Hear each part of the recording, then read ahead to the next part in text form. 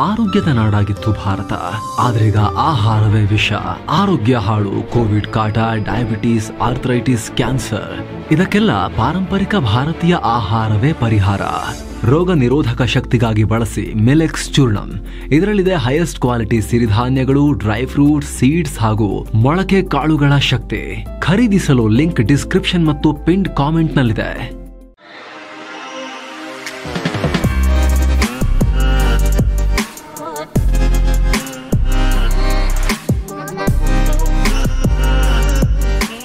Hi friends, ದಿನದ ಎಲ್ಲ ಪ್ರಮುಖ ಸುದ್ದಿಯನ್ನು ನಿಮಗೆ ತಲುಪಿಸೋ mastmaga.comನ ಫುಲ್ ನ್ಯೂಸ್ಗೆ ಸ್ವಾಗತ. ನಾನು ಅಮರ್ ಪ್ರಸಾದ್. ಮಧ್ಯಪ್ರಾಚ್ಯದಲ್ಲಿ ನಡೀತಾ ಇರೋ ಇಸ್ರೇಲ್ ಮತ್ತು ಇರಾನ್ ಸಂಘರ್ಷ ಕ್ಷಣ ಕ್ಷಣಕ್ಕೂ ತೀವ್ರವಾಗ್ತಾ ಇದೆ. ಈಗ ಇಸ್ರೇಲ್ ಇರಾನ್ಗೆ ಭಯಾನಕ ಬೆದರಿಕೆ ಹಾಕಿದೆ.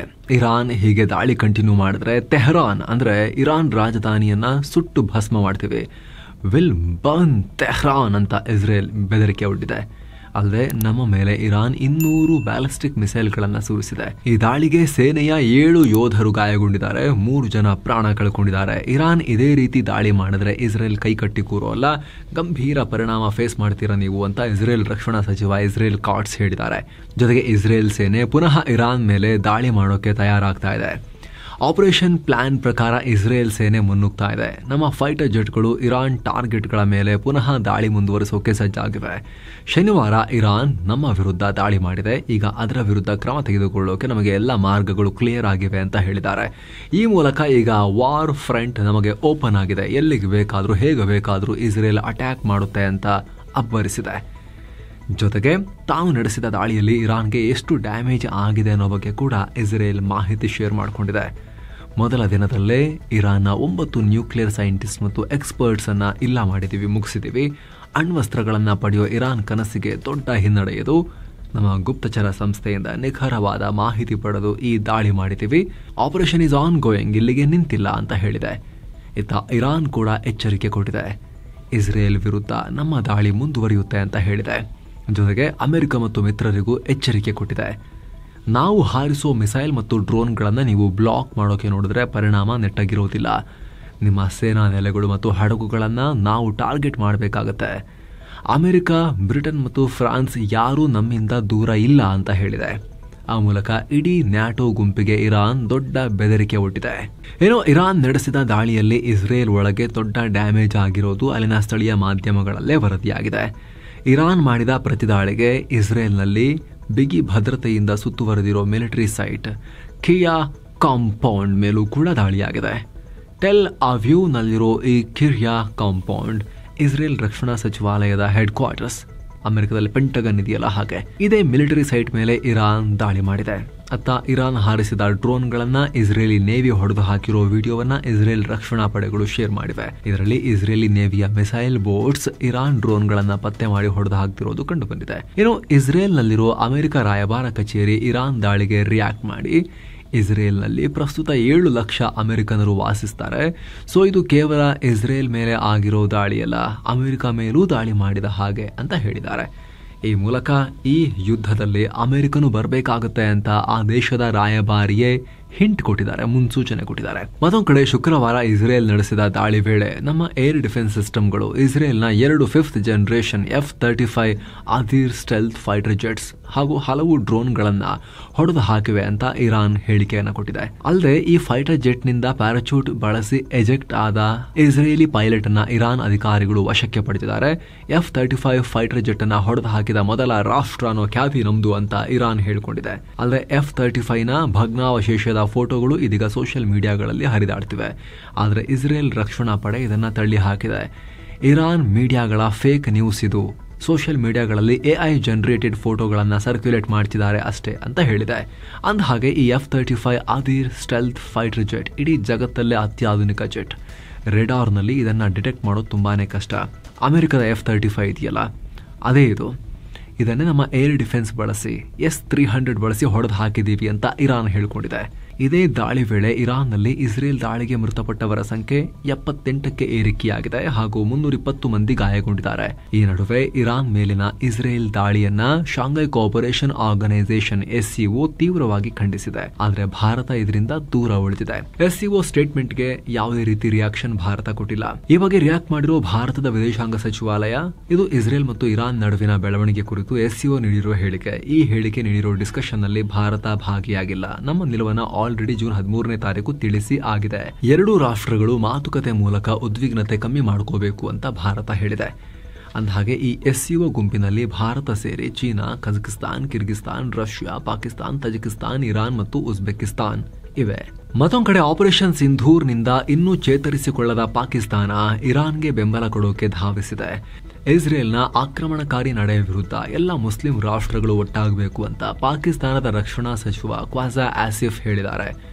ಅಲ್ಲೇ ಇಂಥ ಟೈಮ್ನಲ್ಲಿ ನಾವು ಇರಾನ್ ಜೊತೆ ನಿಲ್ತೀವಿ, ಇರಾನ್ನ ಹಿತಾಸಕ್ತಿಯನ್ನು ನಾವು ರಕ್ಷಣೆ ಮಾಡ್ತೀವಿ, ಇರಾನ್ ನಮ್ಮ ಸಹೋದರರು, ಅವರ ನೋವು ಮತ್ತು ಸಂಕಟವನ್ನು ನಮ್ಮೊಂದಿಗೆ ಅವರು ಶೇರ್ ಮಾಡಿಕೊಳ್ಳಿ ಅಂತ ಹೇಳಿದ್ದಾರೆ. ಉಯ್ಗರ್ ಮುಸ್ಲಿಮರು, ಚೀನಾ ಹಿಂಸೆ ಕೊಡ್ತಿರೋ ಉಯ್ಗರ್ ಮುಸ್ಲಿಮರು ಶಿಂಜಿಯಾಂಗ್ನಲ್ಲಿ, ಪ್ಯಾಲೆಸ್ತೇನಿ ಮುಸ್ಲಿಮರು, ಪಾಕಿಸ್ತಾನದವರು ಹೋಗಿ ಕ್ರೂರವಾಗಿ ಜೋರ್ಡನ್ನಲ್ಲಿ ಹತ್ತಿಕ್ಕೆ ಬಂದ್ರಲ್ಲ ಪ್ಯಾಲೆಸ್ತೇನಿ ಮುಸ್ಲಿಮರನ್ನು, ಅವರು, ಕುರ್ದಿಶ್ಗಳು, ಟರ್ಕಿ ಹಿಂಸೆ ಕೊಡ್ತಿರೋ ಕುರ್ದಿಶ್ಗಳು, ಹಾಗೆ ಪಾಕಿಸ್ತಾನ ಖುದ್ದು ತಾನೇ ಹಿಂಸೆ ಕೊಡ್ತಿರೋ ಅಹಮದಿಯಾಗಳು, ಅಫ್ಘಾನಿಸ್ತಾನದ ದೊಡ್ಡ ಪ್ರಮಾಣದ ಅಫ್ಘಾನ್ ಮುಸ್ಲಿಮರನ್ನ ಮಿಲಿಯನ್ ಸಂಖ್ಯೆಯಲ್ಲಿ ಹೊರಗೆ ದಬ್ತಾ ಇದ್ದಾರಲ್ಲ ಪಾಕಿಸ್ತಾನದವರು, ನಿಮ್ಮ ದೇಶಕ್ಕೆ ವಾಪಸ್ ಹೋಗಿ ಅಂತ ಕ್ರೂರವಾಗಿ ಚಳಿ ಮಳೆ ಗಾಳಿಯನ್ನು ನೋಡಿದೆ. ಅವ್ರ ಬಗ್ಗೆ ಎಲ್ಲ ಏನು ಬಹಳ ಕನಿಕರ ಪ್ರೀತಿ ಕರುಣೆ ಏನೂ ತೋರಿಸ್ತಾ ಇಲ್ಲಪ್ಪ ಪಾಕಿಸ್ತಾನದವರು, ಏನಂತ ಗೊತ್ತಾಗ್ತಿಲ್ಲ. ಅಲ್ಲಿ ಬಂದಾಗ ಇವ್ರಿಗೆ ನಮಗೆ ತಿನ್ನಕ್ಕನ್ನ ಇಲ್ಲ, ನಾವು ನಿಮಗೆ ಹೆಂಗೆ ಸಪೋರ್ಟ್ ಮಾಡೋದು ಅನ್ನೋ ಥರದಲ್ಲಿ ಬಿಹೇವ್ ಮಾಡ್ತಾರೆ ಇವರು. ಆದರೆ ಪೊಲಿಟಿಕಲಿ ಇವ್ರಿಗೆ ಸೂಟ್ ಆಗೋ ವಿಚಾರಗಳನ್ನು ಮಾತ್ರ ಮೂಗು ತೂರ್ಸ್ಕೊಂಡ್ ಬರ್ತಾರೆ, ನಮ್ಮ ಮೂಗೆಲ್ಲಿ ತೂರ್ಸೋಣ ಅಂತ ಹೇಳಿ ಬರ್ತಾರೆ ಪಾಕಿಸ್ತಾನದವರು. ಅಹಮದಾಬಾದ್ ವಿಮಾನ ದುರಂತ ಸ್ಥಳದಲ್ಲಿ ಮತ್ತೊಂದು ಮೃತದೇಹ ಪತ್ತೆಯಾಗಿದೆ. ಸದ್ಯ ಅದರ DNA ಪರೀಕ್ಷೆ ಕೂಡ ಮಾಡಲಾಗ್ತಾ ಇದೆ. ಈ ಮೂಲಕ ಈ ದುರಂತದಲ್ಲಿ ಮೃತಪಟ್ಟವರ ಸಂಖ್ಯೆ ಈಗ 270ಕ್ಕೆ ತಲುಪಿದೆ. ಅಂದರೆ ಈಗ ಆಲ್ರೆಡಿ ವಿಮಾನದಲ್ಲಿದ್ದ 241 ಪ್ರಯಾಣಿಕರು ಸಾವನ್ನಪ್ಪಿದ್ರು. ಫ್ಲೈಟ್ ಹಾಸ್ಟೆಲ್ ಮೇಲೆ ಬಿದ್ದಿದ್ದರಿಂದ ಗಂಭೀರವಾಗಿ ಅವರು ಗಾಯಗೊಂಡಿದ್ರು. ಈಗ ಅವರ ಸಾವಿನ ಸಂಖ್ಯೆ 29ಕ್ಕೆ ಏರಿಕೆಯಾಗಿದೆ. ದುರಂತದ ಕುರಿತು ನಾಗರಿಕ ವಿಮಾನಯಾನ ಸಚಿವ ರಾಮ್ ಮೋಹನ್ ನಾಯ್ಡು ಇಂಪಾರ್ಟೆಂಟ್ ಬ್ರೀಫಿಂಗ್ ಕೊಟ್ಟಿದ್ದಾರೆ. ನಮ್ಮ ಸರ್ಕಾರ ಈ ಘಟನೆಯನ್ನು ಗಂಭೀರವಾಗಿ ಪರಿಗಣಿಸಿದೆ. ಈ ಸಂಬಂಧ ಏರ್ಕ್ರಾಫ್ಟ್ ಆಕ್ಸಿಡೆಂಟ್ ಇನ್ವೆಸ್ಟಿಗೇಷನ್ ಬ್ಯೂರೋ ಕೆಲಸ ಶುರು ಮಾಡಿದೆ. ಬ್ಲ್ಯಾಕ್ ಬಾಕ್ಸ್ ಡೇಟಾವನ್ನು ಅನಲೈಸ್ ಮಾಡಿದ್ರೆ ವಿಮಾನ ಪತನ ಆಗೋಕ್ಕೂ ಮುಂಚೆ ಹಾಗೂ ಪತನ ಆಗುವಾಗ ಏನಾಯಿತು ಅನ್ನೋದ್ರ ಬಗ್ಗೆ ಕ್ಲಾರಿಟಿ ಸಿಗುತ್ತೆ ಅಂತ ಸಚಿವರು ಹೇಳಿದ್ದಾರೆ. ನಮ್ಮ ದೇಶ ಕಟ್ಟುನಿಟ್ಟಾದ ಸುರಕ್ಷತಾ ಮಾನದಂಡಗಳನ್ನು ಹೊಂದಿದೆ. ಹಾಗಾಗಿ ನಾಗರಿಕ ವಿಮಾನಯಾನ ಸಚಿವಾಲಯ ಈ ಬೋಯಿಂಗ್ 787 ವಿಮಾನಗಳನ್ನು ಸೂಕ್ಷ್ಮವಾಗಿ ಅಬ್ಸರ್ವ್ ಮಾಡೋಕೆ ಆದೇಶ ಕೊಟ್ಟಿದೆ. ನಮ್ಮ ಭಾರತದ ಏರ್ಕ್ರಾಫ್ಟ್ ಫ್ಲೀಟ್ನಲ್ಲಿ ಒಟ್ಟು 34 ಬೋಯಿಂಗ್ 787 ಮಾಡೆಲ್ಸ್ ಇವೆ. 8 ಮಾಡೆಲ್ಗಳನ್ನು ಈಗ ಆಲ್ರೆಡಿ ಪರಿಶೀಲಿಸಿ ಆಗಿದೆ. ಈಗ ಅರ್ಜೆಂಟ್ ಆಗಿ ಉಳಿದ ಎಲ್ಲ 787 ಮಾಡೆಲ್ಸ್ ಅನ್ನ ಪರಿಶೀಲಿಸಬೇಕಾಗಿದೆ. ಸಂತ್ರಸ್ತರ ಫ್ಯಾಮಿಲಿಗೆ ಸಾಧ್ಯವಾಗುವ ಎಲ್ಲ ರೀತಿಯ ಸಹಾಯ ಮಾಡುವಂತೆ ಏರ್ ಇಂಡಿಯಾಗೆ ಸೂಚಿಸಿದ್ದೀವಿ ಅಂತ ಹೇಳಿದ್ದಾರೆ. ಏನೋ ದುರಂತದ ಬಗ್ಗೆ ಮಾತನಾಡಿದ civil aviation secretary Sameer Kumar, ಮಧ್ಯಾಹ್ನ 1:39ಕ್ಕೆ ಟೇಕ್ ಆಫ್ ಆಗಿದ್ದ ಈ ವಿಮಾನ ಕೆಲವೇ ಸೆಕೆಂಡ್ಗಳಲ್ಲಿ 650 ಅಡಿ ಎತ್ತರಕ್ಕೆ ಹಾರಿ ಕುಸಿಯೋಕೆ ಶುರು ಮಾಡಿತು. ಅಹಮದಾಬಾದ್ ATCಗೆ ವಿಮಾನದ ಪೈಲಟ್ ಮೇಡೇ ಸಿಗ್ನಲ್ ಕೊಟ್ಟರು. ಈ ವಿಮಾನ ಬಿದ್ದ ಸ್ಥಳ ಏರ್ಪೋರ್ಟ್ನಿಂದ ಸುಮಾರು 2 ಕಿಲೋಮೀಟರ್ ದೂರದಲ್ಲಿದೆ ಅಷ್ಟೇ. ಪತನಗೊಂಡ ವಿಮಾನದ ಹಿಸ್ಟ್ರಿ ತೆಗೆದ್ರೆ ಪ್ಯಾರಿಸ್ನಿಂದ ದಿಲ್ಲಿ, ಅಹಮದಾಬಾದ್ಗೆ ಈ ಹಿಂದೆ ಈ ವಿಮಾನ ಆರಾಮಾಗಿ ಜರ್ನಿ ಮಾಡಿತ್ತು. ಆದರೆ ಈಗ ನೋಡಿದ್ರೆ ಈ ರೀತಿ ಆಗಿ ಹೋಗಿದೆ ಅಂತ ಸಿನ್ಹಾ ಹೇಳಿದ್ದಾರೆ. ಅತ್ತ ಈ ದುರಂತದಲ್ಲಿ ಮೃತಪಟ್ಟಿರೋ ಗುಜರಾತ್ ಮಾಜಿ CM ವಿಜಯ್ ರೂಪಾಣಿ 2 ಬಾರಿ ಲಂಡನ್ ಫ್ಲೈಟ್ ಟಿಕೆಟ್ ಕ್ಯಾನ್ಸಲ್ ಮಾಡಿದ್ರು. ದುರದೃಷ್ಟವಶಾತ್ ಕಡೆಗೆ ಜೂನ್ 12ನೇ ತಾರೀಕೆ ಲಂಡನ್ಗೆ ಹೋಗೋಕೆ ನಿರ್ಧಾರ ಮಾಡಿದ್ದರು. ಏನೋ ಗುಜರಾತ್ ಮತ್ತು ಕೇಂದ್ರ ಸರ್ಕಾರದ ಏಜೆನ್ಸಿಗಳೊಂದಿಗೆ ಈಗ ನ್ಯಾಷನಲ್ ಸೆಕ್ಯೂರಿಟಿ ಗಾರ್ಡ್ NSG ಕೂಡ ಘಟನಾ ಸ್ಥಳದಲ್ಲಿ ನಿಯೋಜನೆಗೊಂಡಿದೆ. ಇವರು ಪರಿಹಾರ ಕಾರ್ಯಾಚರಣೆಯಲ್ಲಿ ಸಹಾಯ ಮಾಡ್ತಾರೆ. ಏನು ಕರ್ನಾಟಕದಲ್ಲಿ ಮಳೆ ಮುಂದುವರೆದಿದೆ. ಕಳೆದ 24 ಗಂಟೆಯಲ್ಲಿ ಉತ್ತರ ಕನ್ನಡ ಜಿಲ್ಲೆ ಕುಮಟಾ ತಾಲೂಕಿನ ಕೊಡಕಣಿ ಅನ್ನೋ ಕಡೆ ಅತಿ ಹೆಚ್ಚು ಅಂದರೆ 133 ಮಿಲಿಮೀಟರ್ ಮಳೆಯಾಗಿದೆ. ಇನ್ನು ಭಾರೀ ಮಳೆಗೆ ಆಟೋ ಕೊಚ್ಕೊಂಡು ಹೋಗಿ ಬೆಳಗಾವಿ ಜಿಲ್ಲೆ ಯಾರಗಟ್ಟಿ ತಾಲೂಕಿನ ಚಿಕ್ಕಬೂದನೂರ ಗ್ರಾಮದಲ್ಲಿ ಚಾಲಕ ಮೃತಪಟ್ಟಿದ್ದಾರೆ. ಅತ್ತ ವಿಜಯಪುರ ಜಿಲ್ಲೆ ಬಸವನ ಬಾಗೇವಾಡಿಯಲ್ಲಿ ಧಾರಾಕಾರ ಮಳೆಯಾಗ್ತಾ ಇದೆ. ಪರಿಣಾಮ ನಗರದ ಹಲವು ಮನೆಗಳಿಗೆ ನೀರು ನುಗ್ಗಿ ಅಪಾರ ಪ್ರಮಾಣದ ಧಾನ್ಯಗಳು ನೀರು ಪಾಲಾಗಿವೆ.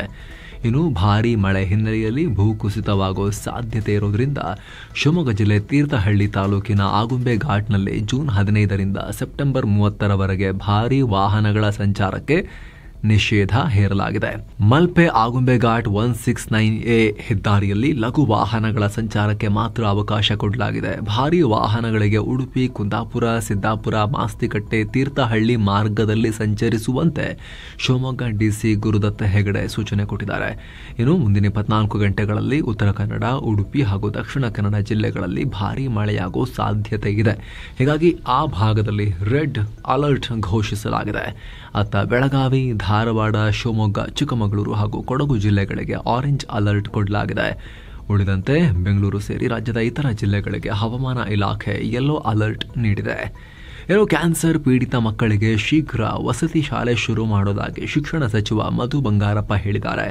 ರಾಜ್ಯದಲ್ಲಿ ಕ್ಯಾನ್ಸರ್ನಿಂದ ಬಳಲ್ತಾ ಇರೋ 3,500 ಮಕ್ಕಳನ್ನು ಗುರುತಿಸಲಾಗಿದೆ. ಅವರಿಗೆಲ್ಲ ಶಿಕ್ಷಣದೊಂದಿಗೆ ನಿರಂತರ ಚಿಕಿತ್ಸೆ ಮತ್ತು ವೈದ್ಯಕೀಯ ಸೌಲಭ್ಯ ಕಲ್ಪಿಸೋಕೆ ಬೆಂಗಳೂರಿನ ಕಿದ್ವಾಯಿ ಆಸ್ಪತ್ರೆ ಸಮೀಪದಲ್ಲಿ ಜುಲೈನಲ್ಲಿ ವಸತಿ ಶಾಲೆ ಶುರು ಮಾಡ್ತೀವಿ ಅಂತ ಮಧು ಬಂಗಾರಪ್ಪ ಹೇಳಿದ್ದಾರೆ. ನಕ್ಸಲ್ ನಿಗ್ರಹ ಕಾರ್ಯಾಚರಣೆ ವೇಳೆ ಸಿಆರ್ಪಿಎಫ್ ಯೋಧರೊಬ್ಬರು ಹುತಾತ್ಮರಾಗಿದ್ದಾರೆ. ಒಡಿಶಾದ ಸುಂದರ್ಗಢ ಜಿಲ್ಲೆಯ ಸರಂದ ಅರಣ್ಯ ಪ್ರದೇಶದಲ್ಲಿ ನಕ್ಸಲರ ವಿರುದ್ಧ ಆಪರೇಷನ್ ವೇಳೆ ಸುಧಾರಿತ ಸ್ಫೋಟಕ ಸಿಡಿದು ಹುತಾತ್ಮರಾಗಿದ್ದಾರೆ. ಇವರನ್ನ ಸಿಆರ್ಪಿಎಫ್ ಎಎಸ್ಐ ಸತ್ಯಭಾನ್ ಕುಮಾರ್ ಸಿಂಗ್ ಅಂತ ಗುರುತಿಸಲಾಗಿದೆ. ಗಂಭೀರವಾಗಿ ಗಾಯಗೊಂಡಿದ್ದ ಇವರನ್ನ ಆಸ್ಪತ್ರೆಗೆ ದಾಖಲು ಮಾಡಲಾಗಿತ್ತು. ಆದರೆ ಚಿಕಿತ್ಸೆ ಫಲಕಾರಿಯಾಗದೆ ಕೊನೆಯುಸಿರೆಳೆದಿದ್ದಾರೆ. ವಿದೇಶಿ ಬೇಹುಗಾರಿಕೆಯನ್ನ ಪತ್ತೆ ಹಚ್ಚೋಕೆ ಭಾರತ ಸ್ಯಾಟಲೈಟ್ ಸರ್ವೇಲೆನ್ಸ್ ಅನ್ನ ಆ ನೆಟ್ವರ್ಕ್ ಅನ್ನ ಲಾಂಚ್ ಮಾಡೋಕೆ ಮುಂದಾಗಿದೆ. ಕೇಂದ್ರ ರಕ್ಷಣಾ ಇಲಾಖೆ ಸ್ಯಾಟಲೈಟ್ ಯೋಜನೆಯನ್ನ ಲಾಂಚ್ ಮಾಡೋಕೆ ಕೆಲಸ ಶುರು ಮಾಡಿದೆ. ಈ ದೊಡ್ಡ ಯೋಜನೆಗೆ ವಾರ್ಷಿಕವಾಗಿ 150 ಕೋಟಿ ರೂಪಾಯಿ ಖರ್ಚಾಗುತ್ತೆ. 2026ರ ಕೊನೆಗೆ ಈ ಯೋಜನೆ ಕಾರ್ಯರೂಪಕ್ಕೆ ಬರಬಹುದು ಅಂತ ಹೇಳಲಾಗ್ತಿದೆ. ಶತ್ರು ದೇಶಗಳ ಸ್ಯಾಟಲೈಟ್ ನ ಮೂವ್ಮೆಂಟ್ ಅನ್ನ ಇದು ಮಾನಿಟರ್ ಮಾಡುತ್ತೆ. ಹಾಗೆ ಆ ಸ್ಯಾಟಲೈಟ್ಸ್ ಎಲ್ಲೆಲ್ಲಿ ಕೆಲಸ ಮಾಡುತ್ತಿವೆ ಅನ್ನೋ ಮಾಹಿತಿಯನ್ನ ಕೊಡುತ್ತೆ. ಇದರ ಕಮಾಂಡಿಂಗ್ ಸೆಂಟರ್ ಅನ್ನ ಬೆಂಗಳೂರಲ್ಲಿ ನಿರ್ಮಾಣ ಮಾಡಬಹುದು ಅಂತ ಹೇಳಲಾಗ್ತಿದೆ. ಬೆಂಗಳೂರು ಮೂಲದ ಪ್ರೈವೇಟ್ ಸ್ಪೇಸ್ ಸ್ಟಾರ್ಟ್ಅಪ್ ಕಂಪನಿಯೊಂದು ಇದರ ಗುತ್ತಿಗೆಯನ್ನು ಪಡೆಯೋ ಲಕ್ಷಣ ಇದೆ ಅನ್ನೋ ಮಾಹಿತಿ ಬರ್ತಾ ಇದೆ, ಸಾಧ್ಯತೆ ಇದೆ ಅನ್ನೋ ಮಾಹಿತಿ ಬರ್ತಾ ಇದೆ. ನೋಡಬೇಕು. ಅಸ್ಸಾಂನಲ್ಲಿ ಹಿಂದೂ ದೇಗುಲಗಳಿಗೆ ಹಾನಿ ಮಾಡೋರ ವಿರುದ್ಧ ಕಂಡಲ್ಲಿ ಗುಂಡು ಹೊಡೆಯಿರಿ ಅಂತ ಅಲ್ಲಿನ ಪೊಲೀಸರಿಗೆ ಅಸ್ಸಾಂ ಸಿಎಂ ಹಿಮಂತ ಬಿಸ್ವಾ ಸರ್ಮಾ ಆದೇಶ ಕೊಟ್ಟಿದ್ರು.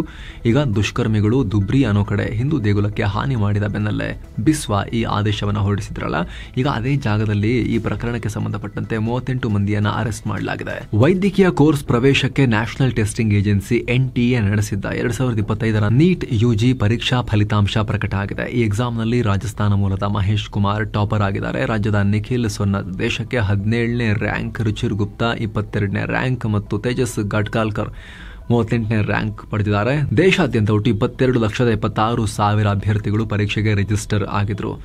ಈಗ 12,36,531 ಅಭ್ಯರ್ಥಿಗಳು ಅರ್ಹತೆ ಪಡೆದಿದ್ದಾರೆ. ರಾಜ್ಯದಲ್ಲಿ 1,47,782 ಅಭ್ಯರ್ಥಿಗಳು ಎಕ್ಸಾಮ್ಗೆ ರಿಜಿಸ್ಟರ್ ಆಗಿದ್ರು. ಈ ಪೈಕಿ 1,42,369 ಮಂದಿ ಪರೀಕ್ಷೆ ಬರೆದು 83,582 ಅಭ್ಯರ್ಥಿಗಳು ಅರ್ಹತೆ ಪಡ್ಕೊಂಡಿದ್ದಾರೆ.